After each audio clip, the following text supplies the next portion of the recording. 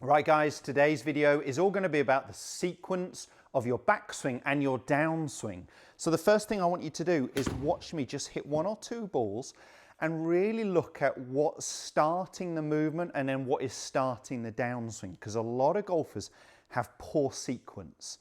If their poor sequence is in the first movement, it's often that the lower body gets a little too involved too early, and we tend to see that club working a long way behind me, getting very open. So if that is a fault of yours, this is going to stop that particular move, this takeaway, real destructive movement that happens very early.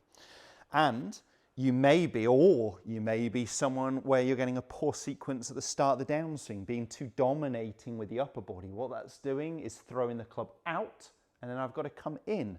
The correct sequence event is not only going to help my swing path, it's going to help my club face control, but it's also going to help me develop more speed, more power. So let's talk about it, but let me just hit one or two. I'm going to show you in full speed and in slow-mo. Hopefully you can pick up perhaps what part of the body is working first. I don't want to hit another one. It's about as straight as I can hit it.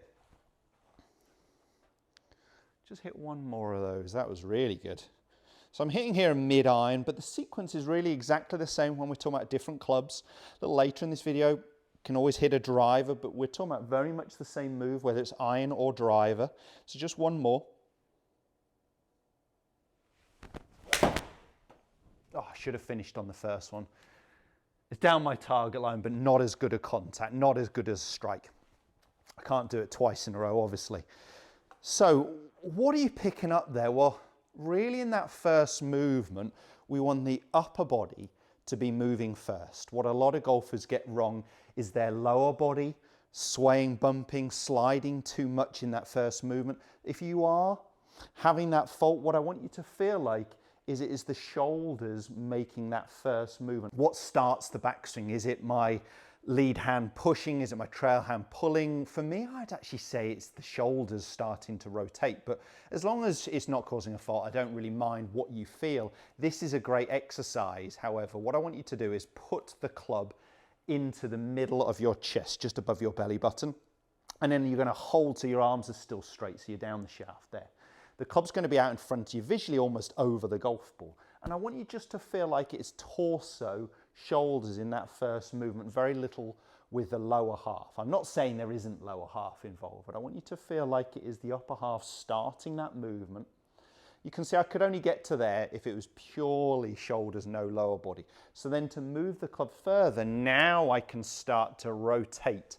And it is this trail hip moving up and behind me and shoulder moving up and behind me to really complete my backswing. So starting, it's upper body. It's not lower body. So upper body before the lower body starts to get involved. Now in the downswing, it's the complete opposite. We want to start from ground up. So we actually want to start to use and utilize the lower body better. So many golfers make this type of movement where they're starting their downswing with their upper half, maybe first, maybe at the same time as the lower body. And what we tend to see is by the time they get to halfway down, their shoulders are already about level with their hips. Okay?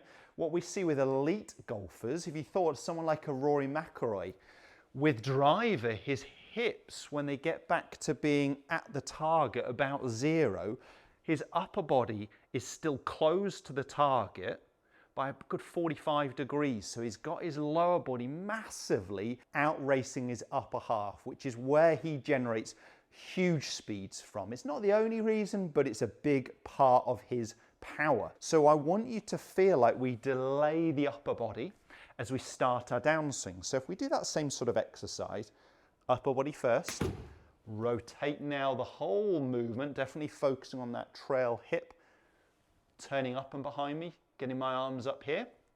Now in the downswing, I want to feel like I press some pressure into that lead shoe.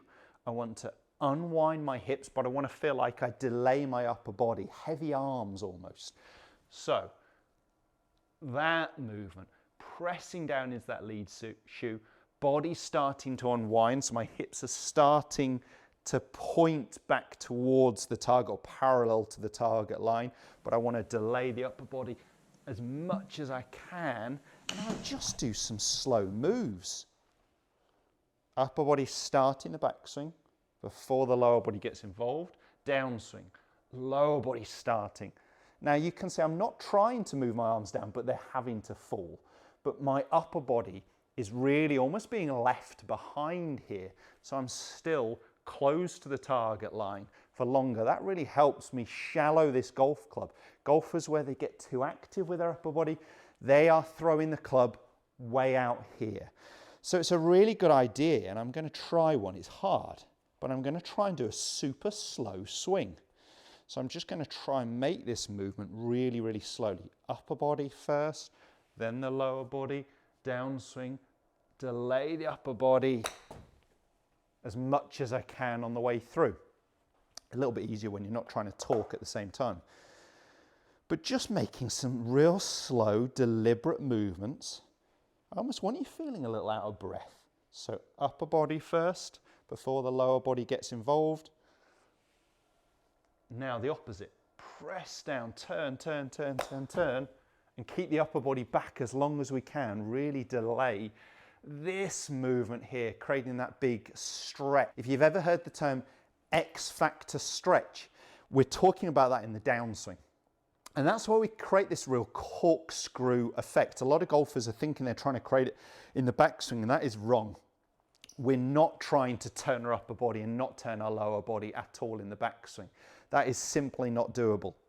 And we'd end up with a very short movement. I'm suggesting, yes, it's upper body first, but then the lower body has to be involved to get this big long swing, this big stretch with arms further away from the ball. But the X factor stretch, the corkscrew effect, is created in the downswing by starting with the lower body first, okay?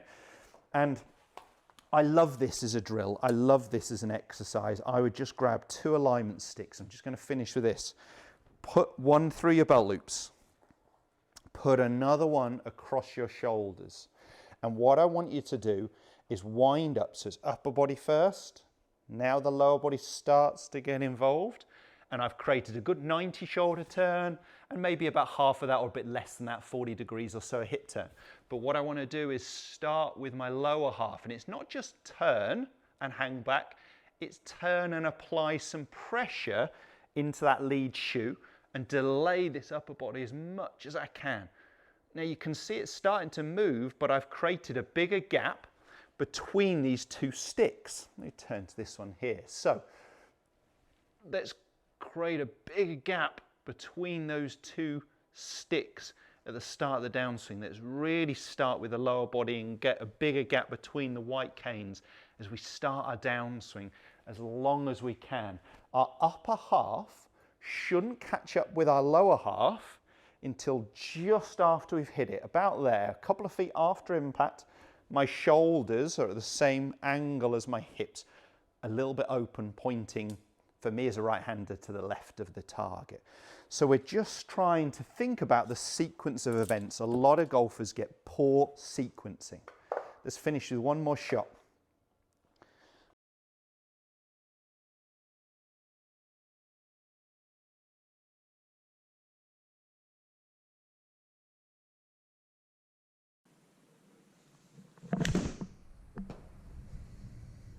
Yeah, that felt great. That felt really good. Missed it a little left of target, but that strike was amazing. I'm very happy with the yardage I got with that. I'm not going to be conscious about it, but definitely in my practice, I'm going to make some movements thinking about the sequence of events. Whether your fault lies here in the start of the golf swing, or whether your sequence or poor sequence events is happening in the start of the downswing, these exercises are going to be really, really relevant. I hope the video helps. If it does, smash the thumbs up, share it with as many golfers as you can, and don't forget to subscribe to my channel for more content just like this.